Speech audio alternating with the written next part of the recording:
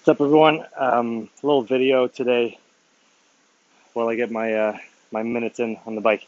A little video for Marco and Dan. Got a question on Twitter from those two fine gentlemen about what my thoughts were on the VO2 Master.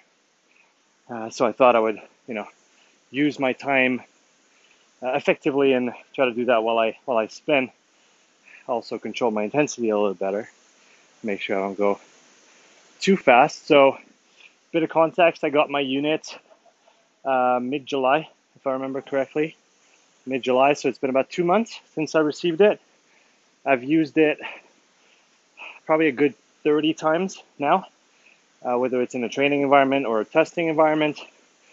I was familiar with the app beforehand because I've been using the app for my Moxie monitors for a while now.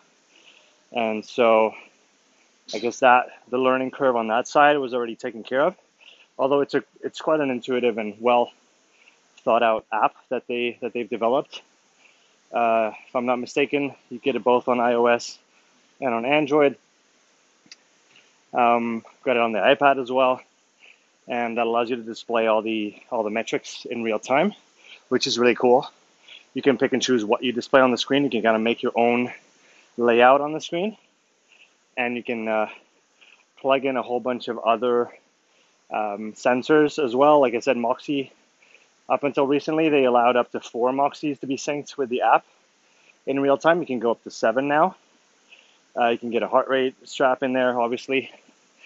May be interesting to get a second one, just if you're testing multiple people with Moxies, but that's discussion for another day. I know you can sync a stride sensor, power meters as well, and they're adding more and more functionalities as time goes on. That's been something that I've appreciated from the start. Is they're very responsive. Anytime some of the users on the Facebook group have a suggestion, if it's usually if it's a good idea and it makes sense, it's usually implemented within 2 or 3 weeks. I've seen multiple updates of the app since I started using it already, since I got my unit 2 months ago, and even before that, I've also seen some improvements. For example, before the delete button at the end of your session was just as big as the save button, and there's no warning. So if your finger slips, or if you're not thinking like I did once, and you click on it, then your data is gone, or was gone. Now they've changed that. As per my recommendation, they've made the delete button nice and small and the save button nice and big, and you have a warning box come up if you do try to delete your data after you've collected it. So on the app side, that's been really nice. Works really well. VO2 Master itself, so the unit. I guess a couple disclaimers. First one is I'm not a sports scientist. I've never worked with lab grade units, so I don't know what that's like. I'm very much of a field person, so I've used it in training, I've used it in testing, but again, very much in the gym, out on the track, out on the field, but not in a lab setting. So I can't talk to the accuracy or the detail that maybe is sought after in a lab setting. That's the first thing. Second disclaimer, I'm affiliated with VO2 Master, although this video is not a sponsored video, but just to put the cards on the table so everything's clear. Also, I got my unit, no strings attached. I don't have to say good things about their unit. I think that's important to say because it's part of the story. So here you have it. What I've thought about it from day one, once I figured out how the head strap goes on, but if you're familiar with Hans Rudolph masks and head straps, you'll get that in a heartbeat. Once I figured that part out and how to adjust it to head size, it was very smooth utilization of the unit from the first try. So the process usually looks like you pull it out of the box.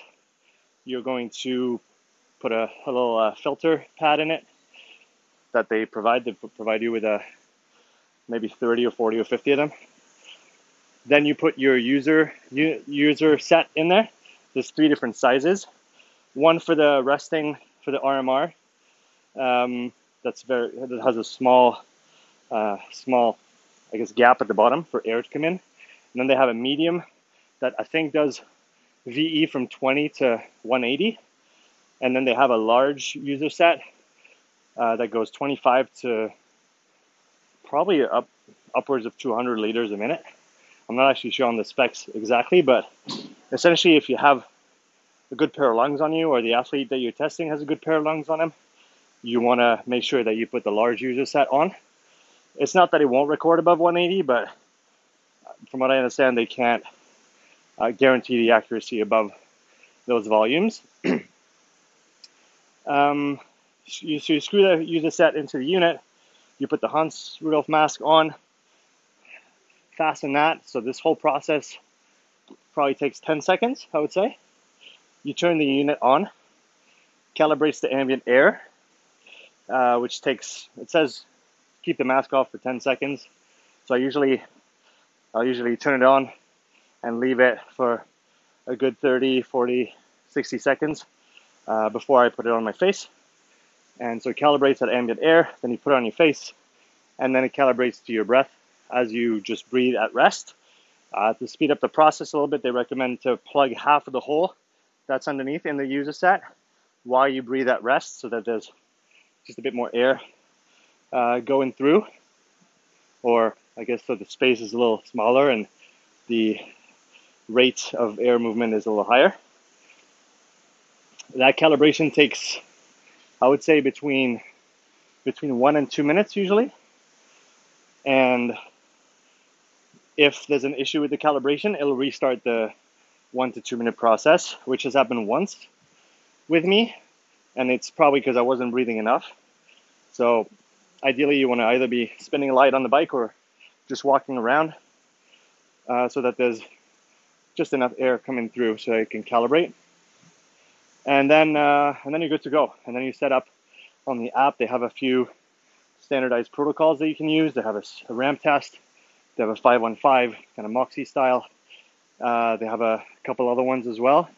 I pretty much always use the free mode on the app to record. And then, like I said, you have all your metrics in real time.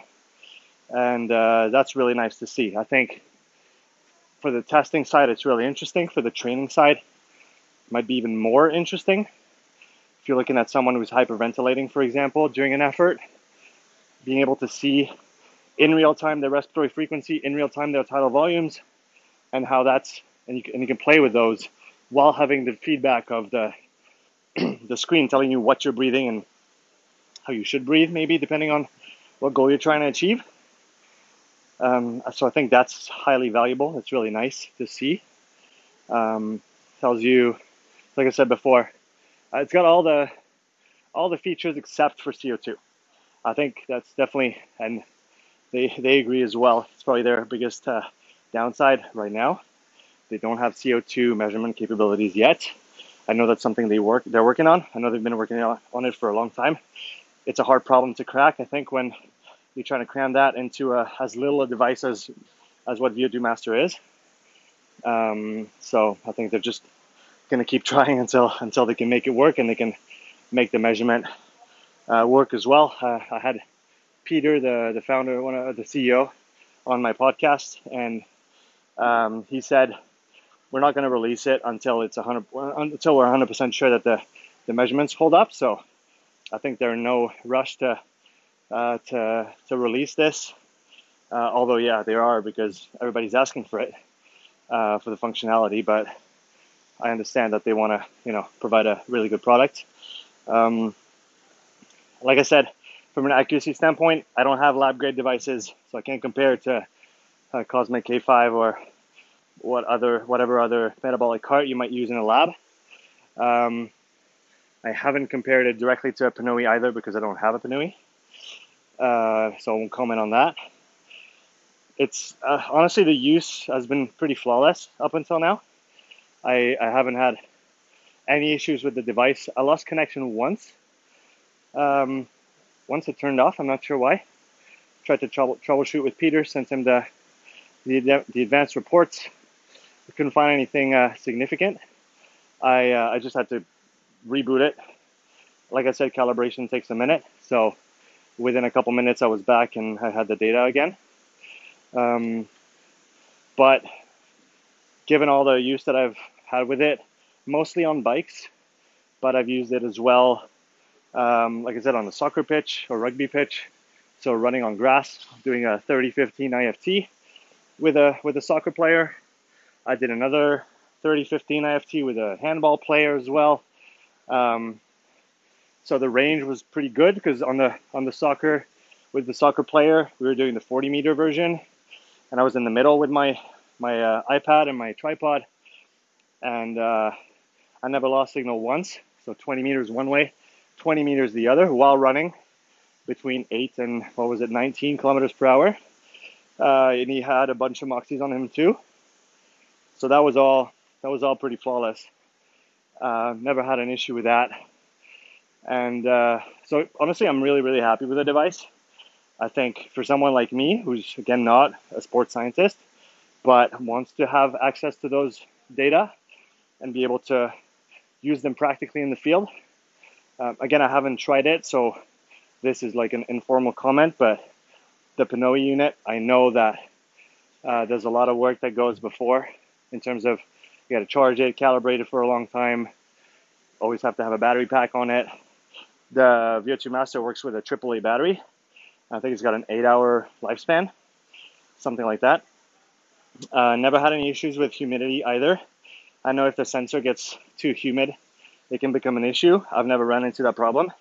Maybe something to keep in mind in very humid climates, that might be an issue. And I also know that strong headwinds can affect the signal. So for example, doing it on an assault bike that doesn't have the air guard doesn't work really well because you get the updraft and it's kind of pushing straight into that user set that's where the air goes in and out through. So that's something I've noticed, but on the running, no problem. No discomfort from the users on like the weight of it in front of their face. Once the mask was set properly, they had no complaints and it worked really well. And like I said, all the way up to, I haven't tried it in full sprinting speed on the track, for example.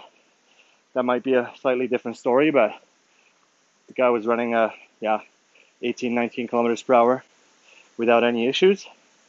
And I'm sure you could push that quite a bit. I've worn it for up to hour and a half. Hour and a half is probably the longest I've worn it in one go.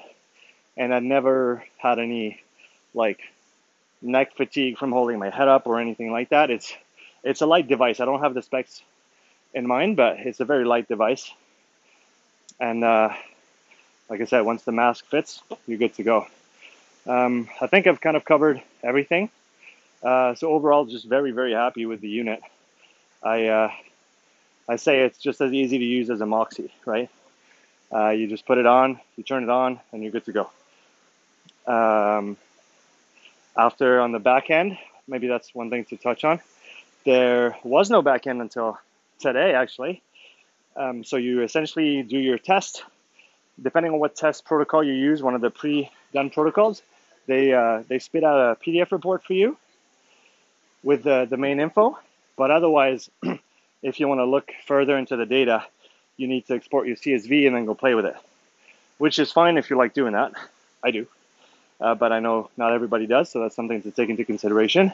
They've just announced today, and I was looking at it just before, they've just launched the beta version of their cloud platform. So essentially, not only are you able to take all the sessions you've recorded on your device and upload them to your account on there, and then see them on the computer or whatever device. I was even on my phone, and it looked okay, given that it's not really a platform made for the phone. But I could still see the graphs and still see the info. And you're going to be able to stream in lifetime as well. So if you have an athlete who's remote to you, but they have the equipment and they're linked to the app uploads to the cloud and you can see the data in real time. So I think that's a huge asset. Like I said, it just got released, so I still have to test it. But from what I've seen on the back end, You can at least look at your graphs without having to do any extra manipulations. They just released it, and I've already spoken to Peter about potential improvements, having a graph where you can pick different metrics you want. You can kind of toggle different metrics on and off depending on what you want to look at and compare and analyze. And I'm sure they'll include a lot more features down the road, but at the very least, the platform is functional and it's practical. I created my account, logged in, synced my app, all the sessions that I had on my phone app, a VO2 Master phone app, got uploaded to the cloud, and I could access them right then and there. You can also create different organizations and then athletes underneath those organizations. So what I'm thinking is when I'm going to work with an individual athlete, I can just create a separate organization and profile for them, give them access to that. They can view their data on the platform, which is a pretty good setup, I think. So to be able to display that information and just make it accessible directly without having to send files and all of this, I think that's good. Same thing, working with the team, working with a strength and conditioning coach. I can create an organization and give him access to all of his athletes' files. So that's pretty cool. I'm looking forward to testing that in the coming days and weeks. And I think that's it for the back end, for now, at least. But at least it's available. And you can really tell that, like I said, it's constantly evolving, and I think they know that there's a lot of work to do still to bring it up to where they want it to be in terms of the maybe advanced analytics that they're going to include on the platform and all the added features that will come down the line. But as a starter, I think they're in a good place, and they're very open to feedback, as I said already. So here you go. That's my little review of the VO2 Master unit. I hope that'll be helpful. If you have any other questions, follow-up questions, shoot me a little tweet or a comment. I'll be happy to answer if I can bring something to the conversation. In the meantime, take care, guys.